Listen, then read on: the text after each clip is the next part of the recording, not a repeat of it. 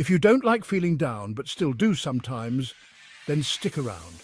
We've got some stories that will light up your spirit. Picture this, a man who lost everything in a fire, standing in the ruins of his life. But instead of giving up, he built a new home, better and stronger. That's just one way to rise from the ashes. Meet Sarah, who faced a devastating diagnosis but turned it into a journey of self-discovery. She embraced her challenges, found strength she never knew she had, and now she's inspiring others to do the same. Her story is a testament to the power of the human spirit. And then there's Alex, who battled through the darkest days of addiction. It wasn't easy, but with each step he reclaimed his life. Now he's a guiding light for those who feel lost in the shadows.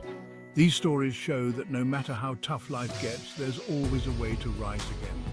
Just like a phoenix from the ashes, your moment of resilience is waiting. So, next time you face adversity, remember, you have the power to overcome. Click to subscribe for more incredible stories of human triumph, because your journey to resilience starts here.